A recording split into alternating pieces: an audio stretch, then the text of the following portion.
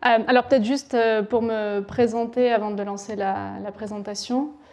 Je suis donc de formation un fiscaliste. J'ai toujours considéré que je serais avocate et que j'allais travailler dans des cabinets d'avocats en droit fiscal, jusqu'au jour où j'ai été contrainte par les circonstances de commencer une thèse. Et c'est là que j'ai réalisé que l'enseignement et la recherche me paraissaient de loin beaucoup plus intéressant et adapté à moi et à ma personnalité que le travail chez les avocats. Et c'est comme ça que je me suis retrouvée d'abord pendant 5 ans maître de conférence à l'université de Nanterre. Et puis, donc, depuis 2016, suite à l'agrégation en droit public, professeur à l'université Savoie-Mont-Blanc. Donc, pourquoi? Alors, peut-être avant tout, la première question. Bon, alors, en attendant que le petit problème technique soit réglé, donc, comment j'ai eu l'idée de ce sujet et pourquoi je voudrais vous en parler? Parce qu'effectivement, on parle quand même beaucoup dans la presse générale de la taxation des GAFA, du fait qu'ils ne payent pas suffisamment d'impôts. Et on a parfois l'impression qu'il s'agit presque d'équivalent des États. Merci beaucoup. En ce sens qu'ils sont tellement puissants économiquement, ils ont de tels moyens pour trouver des conseils en droit fiscal, qu'on a parfois l'impression que les États se sentent démunis face à ces énormes groupes de sociétés qui disposent d'une puissance qui finalement paraît comparable à celle des États.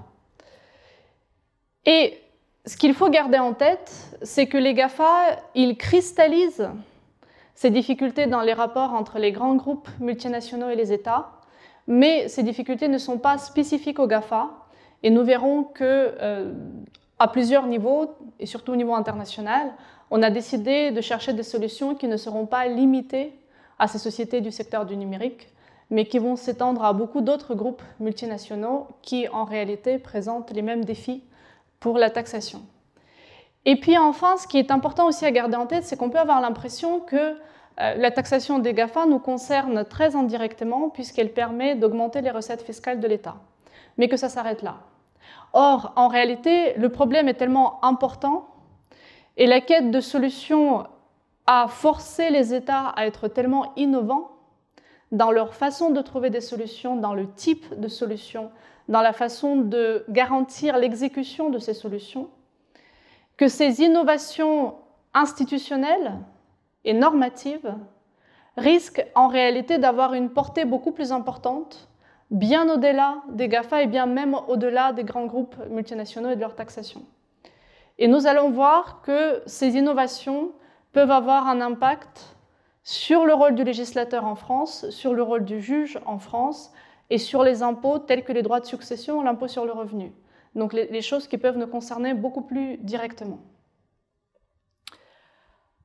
Du coup, aujourd'hui, je voudrais commencer par présenter les GAFA, donc Google, Amazon, Facebook, Apple. On peut alterner Apple et Amazon évidemment dans l'ordre. Et puis, avant de voir donc en détail, qu'est-ce qui pose problème? Pourquoi c'est si difficile d'être satisfait par la taxation des GAFA? Pourquoi ça pose des problèmes?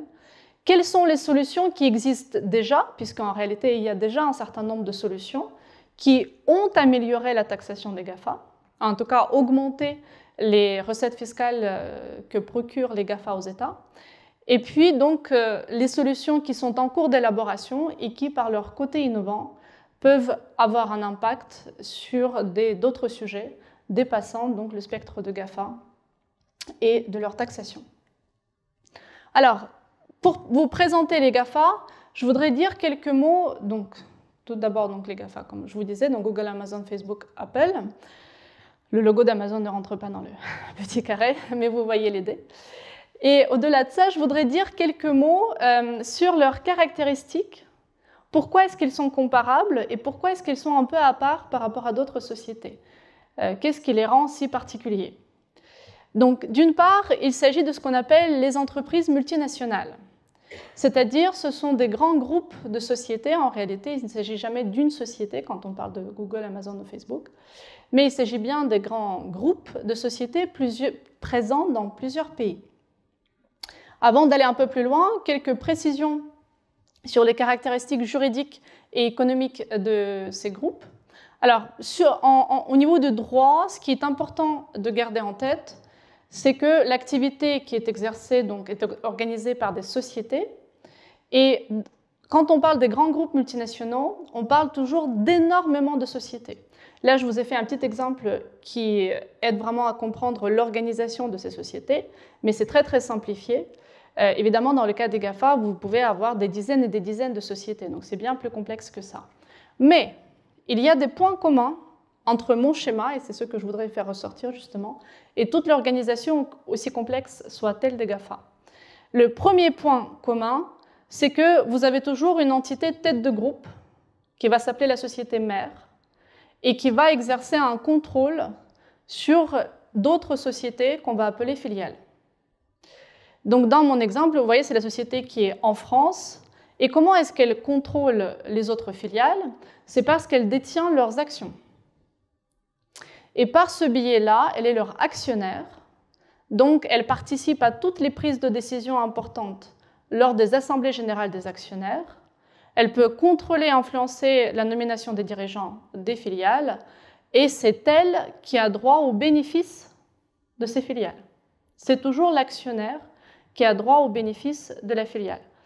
D'ailleurs, et c'est mon deuxième point, c'est là où je viens, derrière toute société, au bout de la chaîne, il y a forcément des personnes physiques. Vous ne pouvez pas avoir une société qui, à un moment donné, alors elle sera détenue par des sociétés, mais ces sociétés sont détenues par d'autres sociétés. Au bout d'un moment, on arrive quand même forcément à des personnes physiques.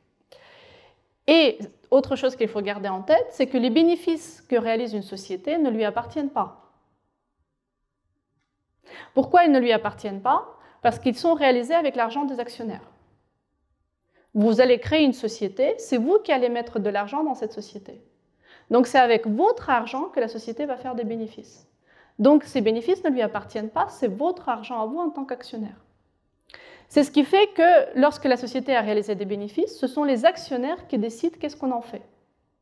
On peut les distribuer, on peut les réinvestir, on peut décider ce qu'on en fait, et ce sont les actionnaires qui ont ce choix et cette décision. S'ils décident de distribuer les bénéfices, évidemment, les bénéfices sont distribués, là encore, aux actionnaires. Donc, ça veut dire que, d'une façon ou d'une autre, maintenant ou plus tard, les bénéfices, dans mon exemple, qui sont réalisés par la société au Japon, par la société aux États-Unis ou par la société en Allemagne, vont tous remonter à la société mère française, d'accord, parce que c'est leur seul actionnaire, elle détient 100% de leurs titres, et à un moment donné, même si ce n'est pas tout de suite, même si elle décide de ne pas distribuer ses bénéfices tout de suite, mais à un moment donné, au plus tard, à la liquidation de la société, ces bénéfices vont remonter à Paul et Jean. Dans mon exemple, Paul va récupérer 30% de ses bénéfices et Jean va récupérer 70% de ses bénéfices. Précision importante pour l'impôt, parce que les bénéfices qu'on distribue aux actionnaires, c'est le bénéfice après le paiement de l'impôt. Ça veut dire quoi? Ça veut dire que tous les impôts qu'on prélève sur les sociétés sont de fait supportés par les actionnaires. Parce que plus l'impôt est important, moins il reste de bénéfices à distribuer. Donc en réalité, quand on dit que les sociétés ne payent pas assez d'impôts, en fait, on parle d'un aspect du puzzle, mais on n'a pas toute l'image. Parce qu'il faut tenir compte de la taxation au final des actionnaires lorsqu'ils vont récupérer ces bénéfices. Alors c'est vrai que lorsque l'actionnaire est une autre société, dans la plupart des cas, vous n'avez pas de taxation, justement parce qu'on tient compte du fait que vous pouvez avoir 15 niveaux d'interposition de société, et si on taxe à chaque niveau, il n'y aura plus rien qui va remonter à l'actionnaire final. Donc le plus souvent, vous avez des régimes d'exonération des dividendes entre les sociétés. Mais au moment où ça arrive à la personne physique, en revanche, là, c'est taxé de façon supplémentaire. Donc en réalité, l'actionnaire personne physique, il supporte deux impositions sur son dividende. Une première qui prend la forme de l'impôt sur les bénéfices de la société, dû par la société, et une deuxième, plus tard, lorsqu'il reçoit le dividende et qui est un impôt sur les dividendes. Donc là, vous avez un tout petit extrait de l'organisation d'Apple, donc pour de vrai, une vraie organisation parce que j'ai inventé moi. Et c'est vraiment une petite partie, hein, ce n'est pas tout le groupe, mais ça vous donne déjà une idée de à la fois large présence dans les différents groupes, dans les différents pays, et puis de la complexité de l'organisation de ces groupes. Alors, quelques précisions aussi sur les caractéristiques financières de ces groupes, puisque parfois on utilise différents termes qui ne sont pas forcément très connus du large public, en tout cas ceux qui n'ont pas une formation en comptabilité ou en analyse financière ou autre. Donc, on parle souvent du chiffre d'affaires et du bénéfice. Il faut bien distinguer ces deux notions. Le chiffre d'affaires, c'est uniquement l'argent qui est perçu par le groupe en contrepartie de son activité principale. Donc, si mon activité principale, c'est de vendre les baskets, le chiffre d'affaires, c'est l'argent que j'ai reçu en vendant les baskets. Si mon activité, c'est de vendre des espaces publicitaires en ligne, eh bien, mon chiffre d'affaires, c'est l'argent que j'ai reçu en vendant les espaces publicitaires en ligne. Donc, ça veut dire deux choses. Ça veut dire que le chiffre d'affaires n'inclut pas tous les revenus de l'entreprise, parce qu'elle peut par ailleurs avoir un immeuble qu'elle loue, recevoir les loyers, et ça ne sera pas son chiffre d'affaires. Et ça veut dire aussi que ce chiffre d'affaires ne tient pas compte des dépenses de l'entreprise. Parce que pour vendre des baskets, et même pour vendre les espaces publicitaires, je dois engager un certain nombre de dépenses. D'accord ? Donc c'est le bénéfice qui va être surtout intéressant d'un point de vue fiscal, parce qu'il réunit l'ensemble des revenus d'un groupe lorsqu'il s'agit d'un bénéfice consolidé, et il tient compte des dépenses. Donc c'est pour ça qu'en principe, l'impôt taxe l'enrichissement. Seul le bénéfice reflète un véritable enrichissement du groupe. Et donc, en principe, l'impôt est calculé sur le bénéfice et non pas sur le chiffre d'affaires. Le chiffre d'affaires reflète l'ampleur de l'activité, l'importance de la société, mais il ne reflète pas son enrichissement. Et sur les chiffres que vous avez là, donc CA, c'est pour le chiffre d'affaires, tout est consolidé, hein, comme j'ai précisé sur la gauche, c'est pris dans des documents comptables publiés par la Bourse de New York pour ces groupes de sociétés. Donc, vous voyez que le chiffre d'affaires est quasiment toujours très important, c'est en millions de dollars, mais le bénéfice est très variable. Et du coup, aussi, le rapport entre le chiffre d'affaires et le bénéfice peut être très variable selon le type d'activité. Or, en réalité, ces groupes n'ont pas tout à fait le même type d'activité. Entre Amazon, qui doit avoir les lieux de stockage pour ses produits, pour pouvoir les livrer comme Prime Amazon en 24 heures, c'est qu'il faut avoir les lieux de stockage pas trop loin, il faut quand même beaucoup d'employés. Apple, qui fabrique quand même aussi ses produits, il y a un aspect matériel important. Donc il y a des dépenses qui sont assez importantes et qui réduisent effectivement le bénéfice réel. Mais le point commun, il est certain que si je vous dis que le taux normal de l'IS en France aujourd'hui est de 25%, et on est dans une médiane plutôt haute par rapport à des taux dans d'autres pays, mais néanmoins, ce n'est pas non plus un taux exceptionnellement élevé, surtout qu'il a été réduit ces dernières années. Donc on voit bien que la plupart de ces groupes payent des taux d'imposition inférieurs à ce taux de 25%, même si évidemment c'est très difficile de faire les comparaisons parce que là les chiffres sont consolidés, donc c'est pour le groupe dans le monde, ce n'est pas uniquement en France, donc toute comparaison doit être faite avec prudence. Alors, quels sont donc les problèmes de la taxation de ces groupes? Pourquoi est-ce qu'on n'arrive pas à les taxer davantage? Alors, le premier problème, celui dont je pense que la presse générale a beaucoup parlé, mais je vais essayer de le synthétiser, c'est le fait que les anciennes règles ne sont pas adaptées au modèle économique des GAFA.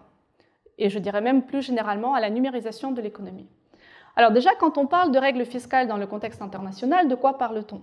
Parce que nous savons tous qu'actuellement, il n'y a pas d'impôt mondial, il n'y a pas de structure au niveau mondial qui pourrait percevoir les impôts. Alors de quoi s'agit-il? Là-dedans, il peut y avoir différents types de règles, mais ce qui va nous intéresser aujourd'hui, ce sont les règles qui permettent à un État de taxer une société. C'est-à-dire qui vont déterminer quel est l'État qui a le droit de percevoir l'impôt. En effet, le droit de percevoir l'impôt est évidemment lié à la souveraineté de l'État et tout État souverain a le droit de le faire. Mais en droit international, vous avez un débat sur les limites, notamment territoriales, possibles à cette souveraineté. C'est-à-dire que est-ce qu'un État peut finalement, est-ce que la France peut taxer une société au Japon sur les bénéfices qu'elle a réalisés au Japon et qui n'ont aucun lien avec la France? Alors théoriquement, la France est souveraine, elle peut faire ce qu'elle veut. Donc théoriquement, oui, elle pourrait. Mais il y a quand même une limite, c'est le fait que le pouvoir souverain, c'est le pouvoir d'adopter les normes et le pouvoir de les garantir leur exécution par la force. Et la force, évidemment, un État n'a le droit de l'utiliser que sur son propre territoire, sinon il empiète sur le territoire de l'autre État. Donc la France peut, dans l'absolu, introduire un impôt sur les sociétés japonaises qui réalisent des bénéfices au Japon sans aucun lien avec la France, mais elle ne pourra jamais appliquer les sanctions en cas de non-respect de cette obligation. Et même, je pense que vous avez entendu parler, par exemple, des règles FATCA adoptées aux États-Unis pour forcer les banques étrangères à leur communiquer les informations sur les comptes bancaires détenus par les Américains. On en parle comme des normes extraterritoriales, mais en réalité, si cette obligation s'impose effectivement à des personnes qui ne sont pas des citoyens américains, en dehors des États-Unis, les sanctions ne sont possibles que si ces banques essaient d'accéder au marché américain. S'ils restent à l'étranger, il n'y a pas de sanctions, à moins d'avoir un traité international avec l'État en question. Donc, on est vraiment limité par l'application des sanctions sur le territoire d'un État. Et du coup, en droit international, un consensus a émergé sur le fait qu'en réalité, il faut quand même un lien entre un État et soit ses citoyens, soit son territoire, pour que la souveraineté de cet État s'exerce. Et ce lien, en droit fiscal, on l'appelle le nexus. Donc théoriquement, il faut un nexus pour qu'un État puisse taxer. Et lorsqu'on a plusieurs États lorsqu'une situation présente un lien avec plusieurs États, il faut non seulement que chacun puisse taxer, mais il faut établir l'ordre de priorité. Parce que si vous avez une situation qui présente des liens avec 2, 3, 4, 5 États, vous imaginez bien que si chacun taxe sans tenir compte des autres, il ne restera plus rien du bénéfice réalisé et ça va être un frein significatif au commerce international. Donc, on doit établir la priorité dans les États qui ont le droit de taxer pour limiter le coût global fiscal de cette opération. Donc, c'est là où sont très importants les fameux nexus. Alors, pendant longtemps, on se référait à la nationalité. Aujourd'hui, c'est pratiquement abandonné dans le monde entier, sauf aux États-Unis. Et on se réfère au lien avec le territoire. Alors, le lien avec le territoire, il peut prendre deux formes. C'est soit la résidence, et on l'utilise aussi pour les sociétés, même si en pratique, ça a un moindre impact. Et puis surtout, le critère le plus important normalement pour les sociétés, c'est le fait qu'elles exercent une activité sur le territoire d'un État. Et pourquoi c'est très important ? Pour plusieurs raisons, et c'est peut-être d'ailleurs le bon moment ici pour en parler, j'y ferai un clin d'œil après. D'une part, c'est le fait qu'on a décidé qu'il y a finalement deux impôts sur l'activité des entreprises. Il y a la TVA, la taxe sur la consommation. Elle est prélevée dans l'état de la consommation. Et il y a l'impôt sur les sociétés qui taxe la création de la richesse. Pas la consommation, la création. Donc on cherche à s'attacher au lieu où cette richesse est créée, produite. Donc c'est là où ça va être important de déterminer où est-ce que l'activité de production d'une richesse est exercée. Ça, c'est la première chose. Et puis, deuxième chose, pourquoi est-ce que c'est important ? Ah oui, parce que ce qui justifie finalement qu'un État taxe, c'est aussi le fait que la société crée cette richesse avec l'aide de l'État. Une entreprise s'installe dans un État parce que l'État lui garantit la sécurité au minimum, parce qu'il lui garantit le réseau aujourd'hui, parce qu'il lui garantit l'accès à un marché, à une main-d'œuvre qualifiée, etc., etc. Donc en fait, l'entreprise bénéficie d'un certain nombre de services publics, d'infrastructures, de prestations de la part de l'État, et donc il est normal qu'elle contribue à leur financement. C'est ça qui justifie qu'il y a ce lien avec l'activité exercée sur le territoire avec un État. Pourquoi ne sont-ils pas adaptés aux grandes entreprises ? Parce que dans le modèle classique, donc avant le développement du numérique, en principe, une société avait un projet commercial de s'installer dans un pays, et ça passait le plus souvent par le fait d'ouvrir une agence, un magasin, une usine, et donc l'impôt était la conséquence logique de ce projet commercial. Avec le développement du numérique et des grands groupes du numérique, qu'est-ce qui se passe ? Il y a une rupture entre le projet commercial et la taxation. C'est-à-dire qu'aujourd'hui, une entreprise peut très facilement placer la source de ses bénéfices, donc le lieu de création de la richesse, où elle veut, sans qu'il y ait aucun projet commercial particulier. Je vous explique. Vous développez des brevets aux États-Unis. Pendant le temps de développement des brevets, vous n'avez que des dépenses. Une fois qu'ils sont développés, vous les vendez à une société établie aux Bahamas. À partir de ce moment-là, tous les bénéfices liés à l'exploitation de ces brevets juridiquement, sont réalisés par la société qui est établie aux Bahamas.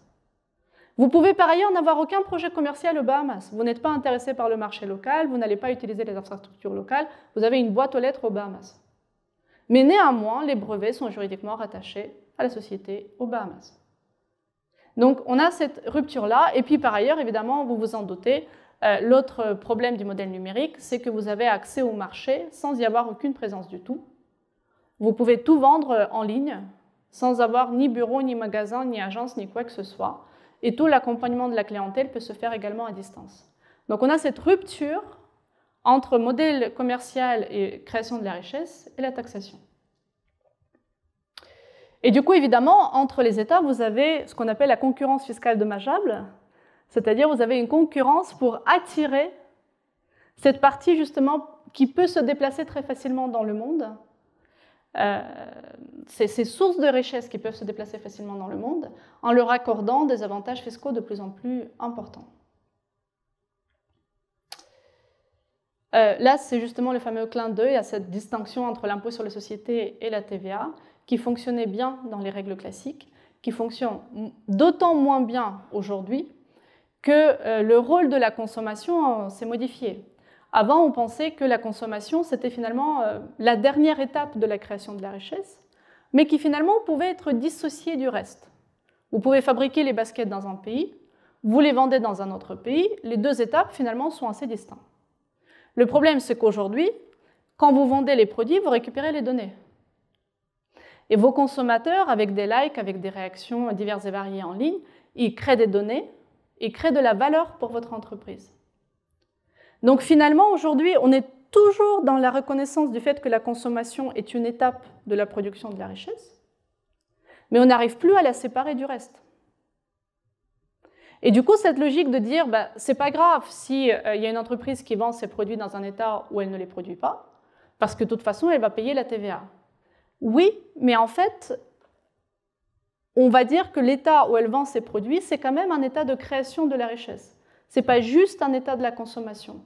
Parce que le simple fait qu'il y a des consommateurs, c'est déjà une grosse contribution à la production de la richesse. Et il y a, petite parenthèse aussi sur ce diapo, il y a une autre différence importante entre les S et la TVA et qui commence à jouer aujourd'hui. On est de plus en plus dans une quête d'une forme de justice fiscale. On veut un système fiscal juste.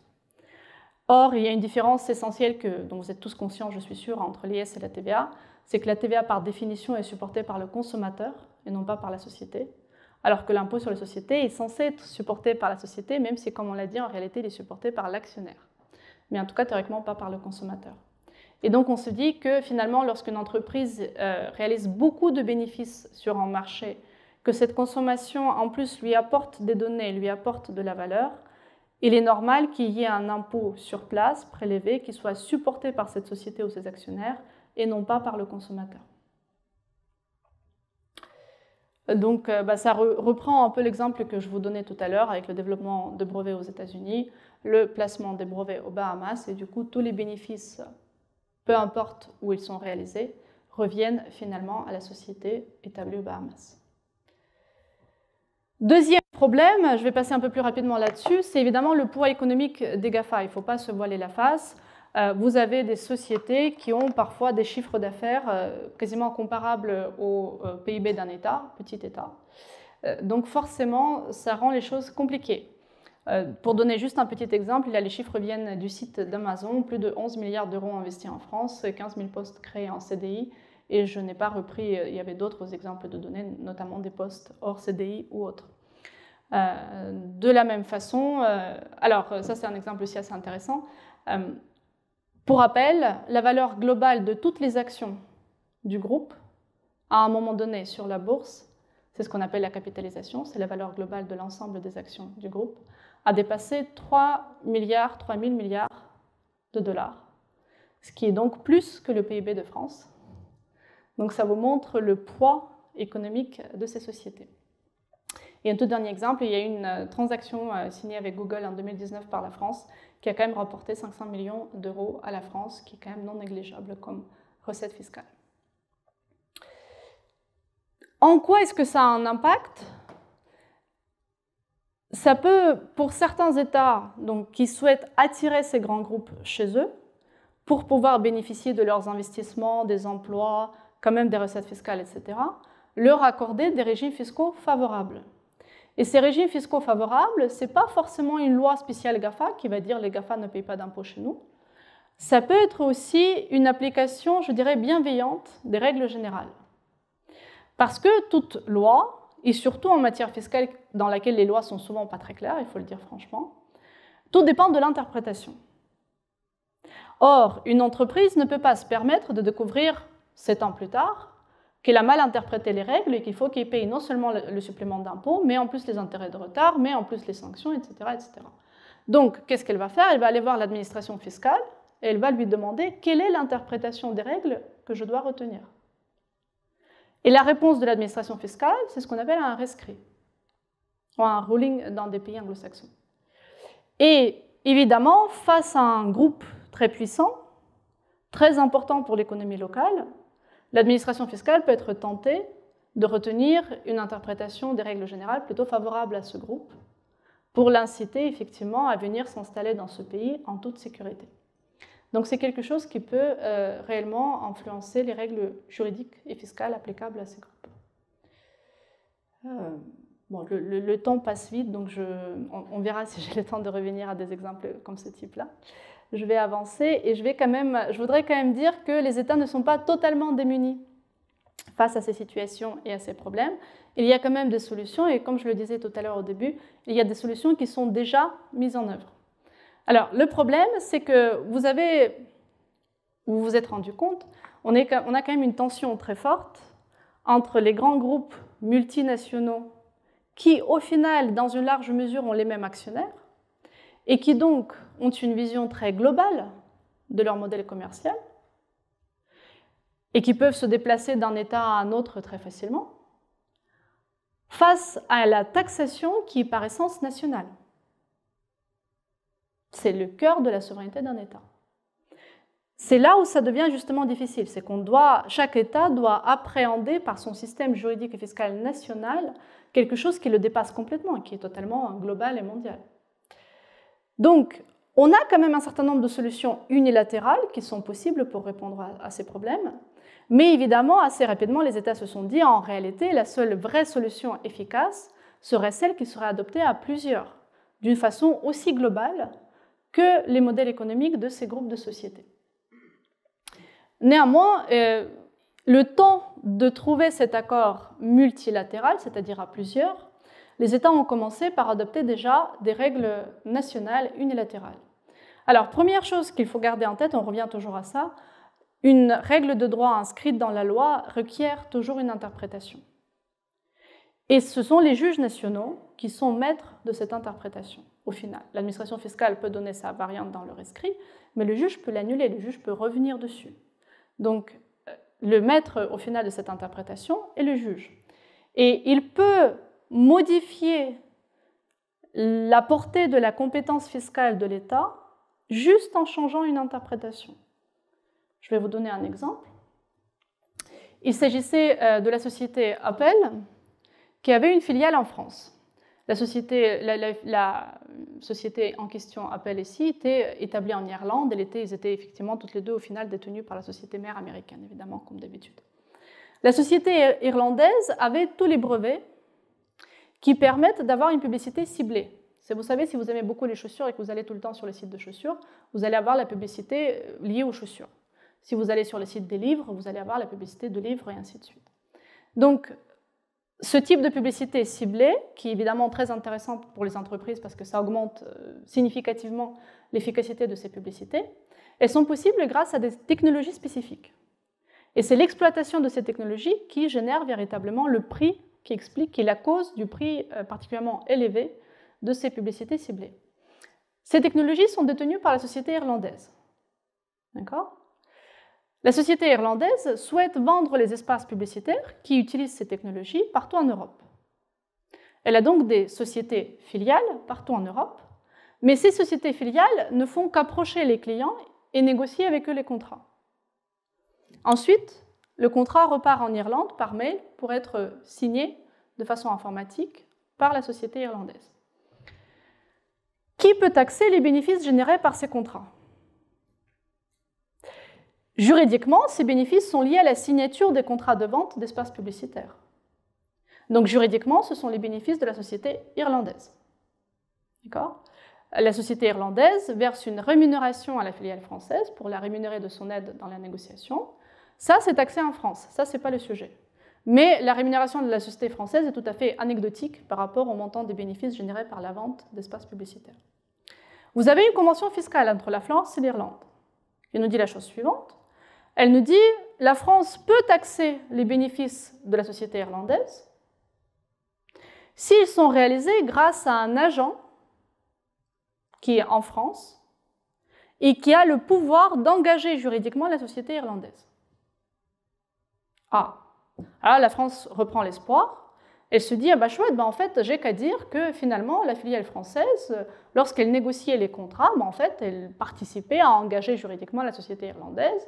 C'était presque tout bon avant que ça soit signé par la société irlandaise. Et donc, je n'ai pas besoin de... je peux taxer, en tout cas, les bénéfices générés auprès des clients français.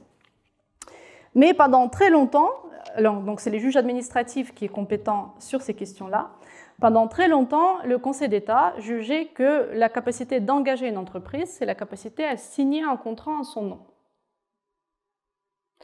Évidemment, les conseillers de la filiale française le savaient, et donc ils ont bien fait marquer dans le contrat entre la société irlandaise et française que la société française n'a pas le droit de signer les contrats au nom de la société irlandaise. Donc ce point-là, il était réglé, c'était clair et net. Et donc pendant longtemps, on expliquait à l'État français, non, ça ne va pas être possible et vous ne pouvez pas taxer ces bénéfices-là parce que c'est la société irlandaise qui signe le contrat. Jusqu'à une décision du Conseil d'État du 11 décembre 2020. Et dans cette décision-là, le Conseil d'État va changer d'interprétation. Il va dire, finalement, je considère que le pouvoir d'engager, c'était les termes utilisés par la Convention fiscale, s'entend de la contribution décisive à la conclusion du contrat. Et là, ça change tout. Et ce qui est magique, c'est que vous n'avez pas besoin de renégocier la Convention. Vous n'avez pas besoin de demander l'opinion de l'Irlande sur la question. Simplement, en changeant l'interprétation par le juge de ce terme, vous modifiez complètement l'ampleur de la compétence fiscale française dans ce cas. Et donc, la France a récupéré le droit de taxer les bénéfices réalisés par la société, donc juridiquement par la société irlandaise, auprès des clients français. En dehors de ça, il faut garder en tête que les conventions fiscales qui lient les États restent maîtres de ces conventions fiscales. Donc évidemment, ils peuvent les renégocier à tout moment, mais encore renégocier, ça suppose avoir l'accord de l'autre État. Mais surtout, un État peut dénoncer une convention fiscale. Et ça, ce sont les choses qui arrivent. Par exemple, le 17 juin 2014, la France a dénoncé unilatéralement la convention fiscale franco-suisse en matière d'impôt sur les successions. Et donc, dans ce cas-là, il y a une petite période de transition et puis la convention cesse de s'appliquer. Dernière possibilité d'action unilatérale, c'est évidemment de modifier sa propre législation. Là encore, c'est ce qu'a fait la France. Elle a introduit une taxe sur les services numériques par une loi du 24 juillet 2019. Alors là, il faut quand même naviguer dans un tunnel étroit parce que le législateur français est certes libre en matière fiscale, mais il doit respecter tout un ensemble de normes supralégislatives, c'est-à-dire qui ont une valeur supérieure à celle de la loi. Et dans ces normes supralégislatives, vous avez par exemple la Constitution nationale, évidemment, mais vous avez aussi la Convention européenne des droits de l'homme, vous avez toutes les règles de droit de l'Union européenne, et vous avez aussi les conventions fiscales internationales. Donc si vous voulez introduire une taxation d'un grand groupe, il faut que ça soit conforme aux conventions fiscales. Et c'est pour ça que notamment, les conventions fiscales s'appliquent uniquement aux impôts qui frappent les bénéfices. C'est pour ça que la taxe qui a été introduite en France, comme dans beaucoup d'autres pays, frappe le chiffre d'affaires. C'était la seule façon pour éviter l'application des conventions fiscales qui auraient neutralisé les effets de la taxe. Alors la France n'est pas seule, cette taxe a été introduite en Hongrie, Italie, Espagne ou Royaume-Uni. Pourquoi est-ce qu'on ne s'arrête pas là? Pourquoi est-ce que ça ne suffit pas et on cherche quand même une solution multilatérale? Parce que ces solutions ont des limites. D'une part, imaginez-vous, si je reviens là à mon exemple, ici,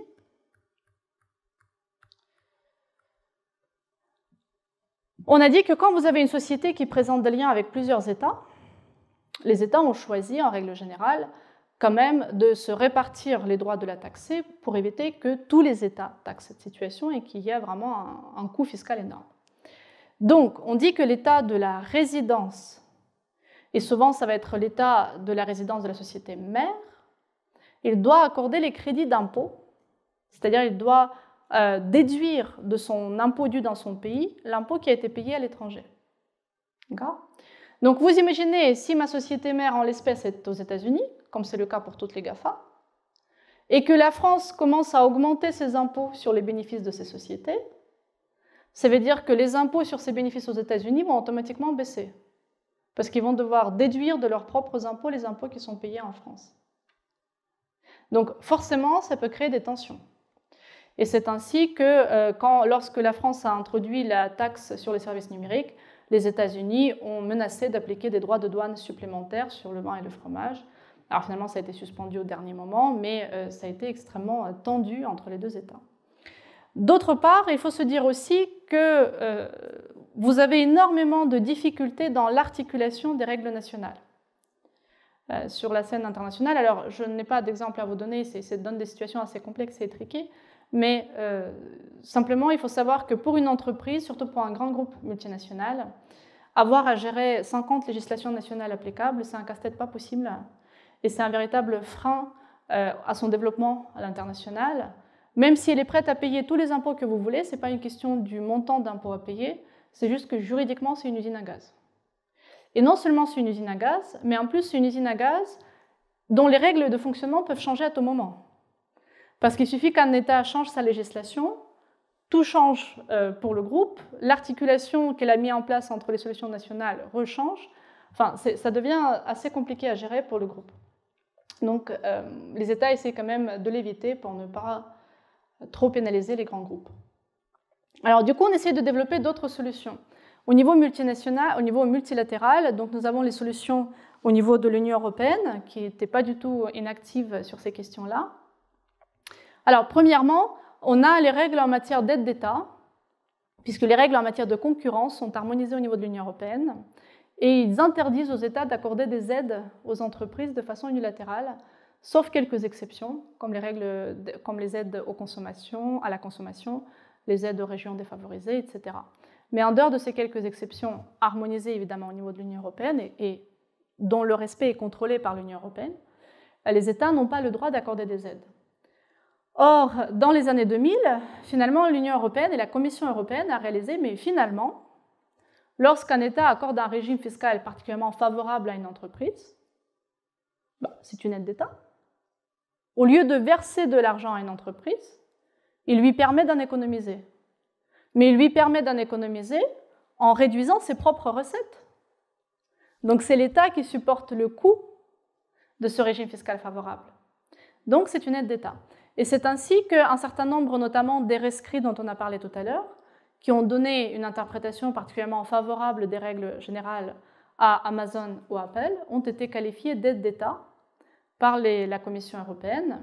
Alors, certaines de ces décisions ont été par la suite annulées par le tribunal de l'Union européenne et il y a un pourvoi en cours devant la Cour de justice, donc c'est un processus un peu long et qui suit son cours. On ne connaît pas forcément le dernier mot. Mais en tout cas, le raisonnement de la Commission est validé, donc on sait que c'est possible de qualifier ce type de régime d'aide d'État. Et il y a quand même un certain nombre de régimes qui ont déjà été annulés et les montants d'impôts économisés a été récupérés par les États. Là, la Commission européenne est extrêmement stricte là-dessus. Elle poursuit tous les États qui n'exécutent pas ces décisions.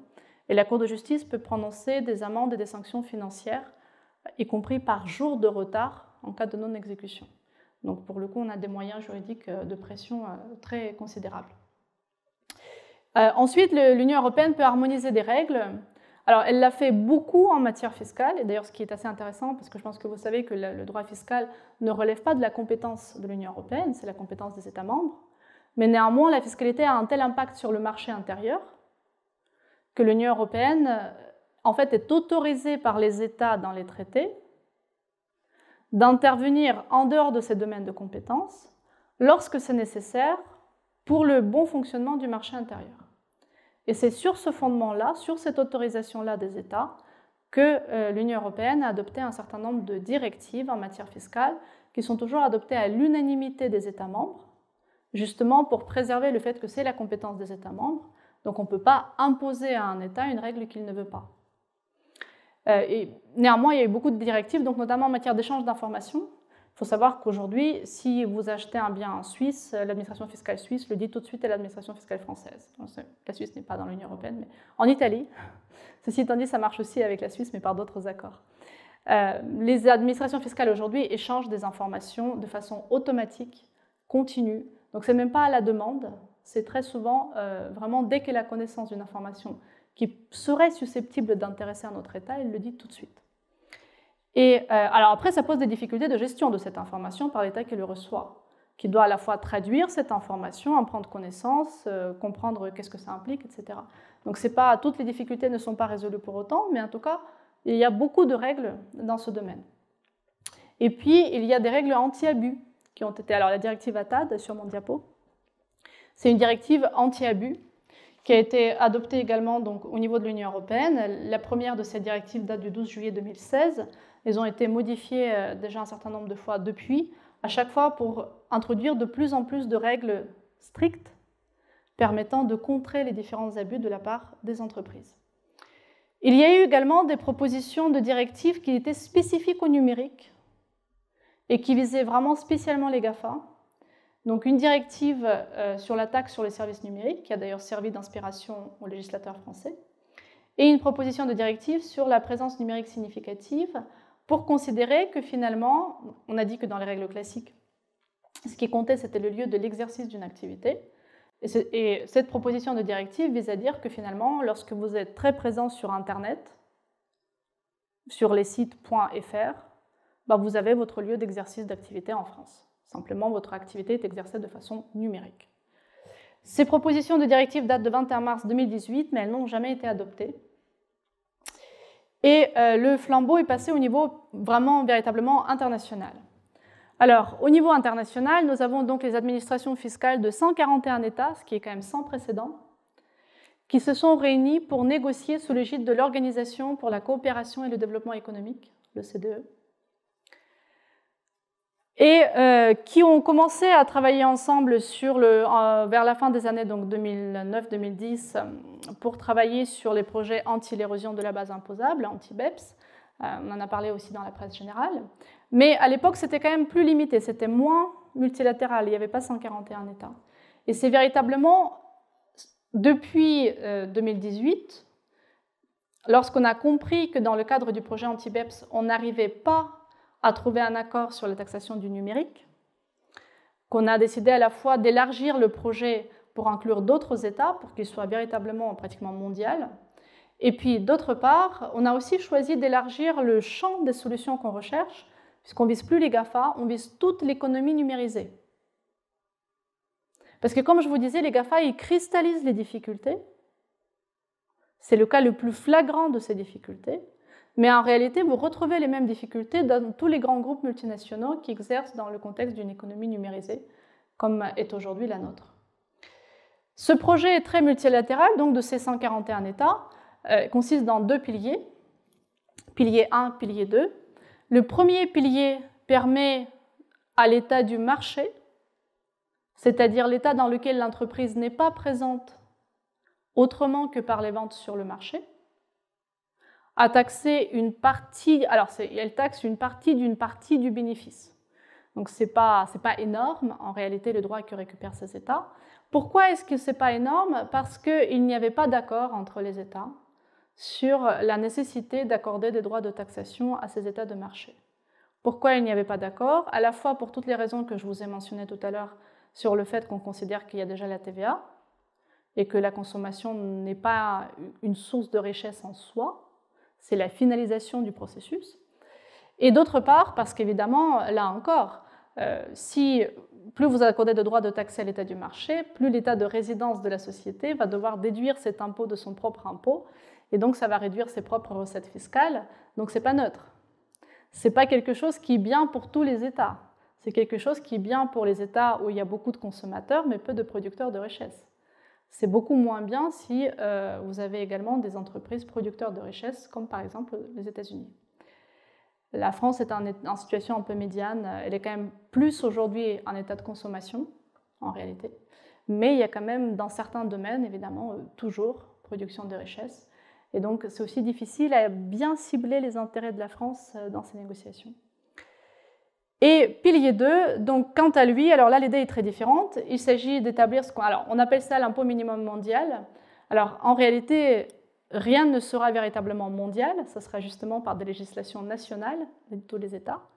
Mais l'idée, c'est que si un État accorde un régime trop favorable à un groupe, un autre État récupère le droit de le taxer.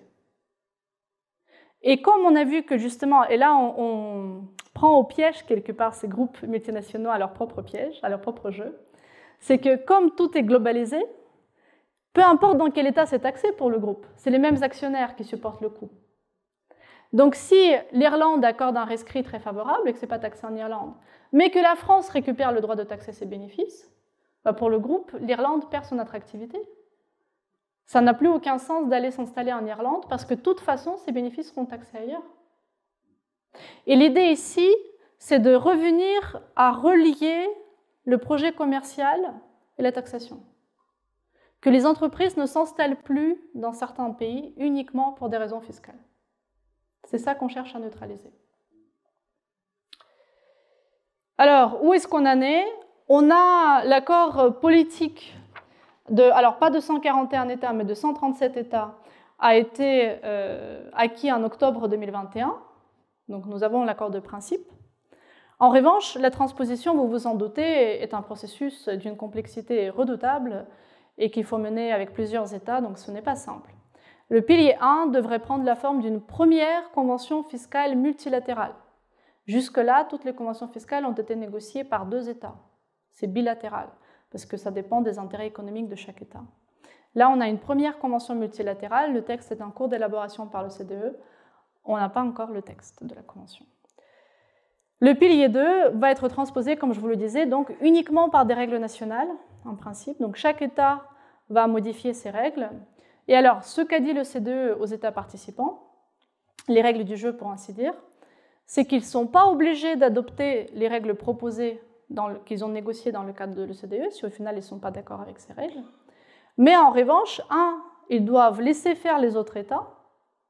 Donc typiquement, ne pas appliquer les droits de douane supplémentaires sur d'autres produits pour punir, entre guillemets, un État qui met en œuvre ce type de règles. Et troisièmement, s'ils veulent lutter contre le même problème, ils doivent adopter les règles alignées sur ce que propose le CDE. Ils ne doivent pas le faire à leur façon pour éviter justement l'insécurité juridique, la difficile articulation dans les grands groupes, toutes les difficultés liées aux solutions unilatérales dont on a parlé. À l'intérieur de l'Union européenne, ça doit prendre la forme d'une directive pour que ça soit encore plus harmonieux, pour éviter encore plus les difficultés d'articulation sur le marché intérieur. La difficulté, c'est qu'on n'arrive pas à se mettre d'accord. Les États n'arrivent pas à se mettre d'accord. Comme je disais, ça doit être à l'unanimité. Et en particulier, qu'est-ce qui bloque? Bloque la Pologne qui considère qu'elle ne veut pas transposer le pilier 2 sans le pilier 1. Elle considère que ça fait un tout. Et donc, elle veut attendre que le pilier 1 qu'on ait la convention, qu'on puisse signer, avant de transposer le pilier 2. Donc, alors, Bruno Le Maire croit à une issue positive le 17 juin, mais donc c'est affaire à suivre. Alors, pour finir, et je sais que je dépasse un peu le temps, donc je vais vraiment aller plus vite, simplement, quel est l'impact de toutes ces solutions qu'on a dû aller chercher à plusieurs pour combattre les problèmes posés par les GAFA? D'une part, comme c'était très visible dans la presse, comme les chiffres sont énormes, et que tout ça arrive en plus sur le fond de crise économique et financière dans les États, évidemment, ça a beaucoup touché les citoyens, ça a créé une forme d'attente de ce supplément de taxation des GAFA, qui a conduit à une forme de moralisation du droit fiscal, ce qui n'était pas le cas avant. Avant, on considérait, et le droit fiscal d'ailleurs ne cherchait pas la justice, il cherchait à bien s'adapter aux intérêts économiques d'un État. Si vous êtes dans un État libéral comme aux États-Unis, la justice fiscale, basiquement, se limite à limiter l'impôt autant que possible. Pourquoi? Pour laisser le plus de marge aux opérateurs, en se disant que ce sont les opérateurs privés qui sauront mieux utiliser cet argent que l'État pour l'investir dans l'économie, faire fonctionner l'économie. Si vous êtes dans un État social, vous dites au contraire, moi je considère que c'est l'État qui va mieux utiliser cet argent, donc je préfère augmenter l'impôt, non pas pour l'investir dans l'économie, mais pour investir dans la formation, dans les soins dans les hôpitaux, l'aide aux plus démunis, etc., etc. Donc ça dépend des modèles économiques, et on considérait qu'il n'y a pas un bon modèle, il y a différents modèles économiques qui sont choisis de façon démocratique par les États. Aujourd'hui, on considère que finalement, il y a une sorte de bien commun, ce qui est indispensable pour qu'on puisse tous se mettre d'accord. Parce que sinon, on a quand même autour de la table les États avec les modèles économiques très différents. Donc si on arrive à faire négocier ensemble la Suède, les États-Unis, la France, les Bahamas, l'Irlande, etc., c'est qu'on essaye de leur dire que c'est quelque chose qui est bien pour tout le monde, pour tous les États. Donc on a un premier sorte de bien commun. Et on commence, et ce bien commun, c'est quoi? C'est la justice fiscale. Et la justice fiscale, c'est finalement, alors évidemment c'est vaste, et on dit que donc, chaque entreprise doit payer une part juste de l'impôt. Alors évidemment, personne ne sait ce que c'est que la part juste de l'impôt, d'autant plus que, comme on a dit, faudrait-il en plus tenir compte de l'imposition des actionnaires lorsqu'ils récupèrent ces bénéfices. Donc c'est à la fois, je pense, quelque chose qui est positif dans le sens où ça permet cette négociation à plusieurs, ça permet un supplément de taxation des GAFA qui peut être justifié et légitime, mais ça couve un danger en ouvrant la porte à une interprétation large de cette justice fiscale et donc en ouvrant la porte à une pression politique forte de certains États sur d'autres, parce que c'est quand même aussi, il faut être lucide sur le fait que le rapport entre les États est un rapport de force, même si juridiquement c'est un pied d'égalité. Donc ça peut être le bien commun, peut vite être défini par quelques-uns les plus forts qui l'imposent aux plus faibles, au détriment de leurs propres intérêts économiques. Donc ça, c'est un premier danger qui nous semble identifié là-dedans. D'autre part, on voit bien que donc, la souveraineté est exercée maintenant à plusieurs au niveau international. Mais ça veut dire quoi? Ça veut dire que les institutions nationales sont délaissées. Le pilier 2 sera adopté sous forme d'une loi. Mais lorsque ce projet de loi arrivera devant le Parlement français, que peut faire le Parlement français? Le projet est négocié à 141 États depuis 3, 4, 5 ans. Tous les États se sont mis d'accord. L'OCDE a demandé aux États de ne pas adopter des règles différentes de ce qui a été négocié au niveau de l'OCDE. Donc le Parlement a au mieux un droit de veto. Il peut juste refuser de voter cette loi. Il a une marge de modification très très limitée.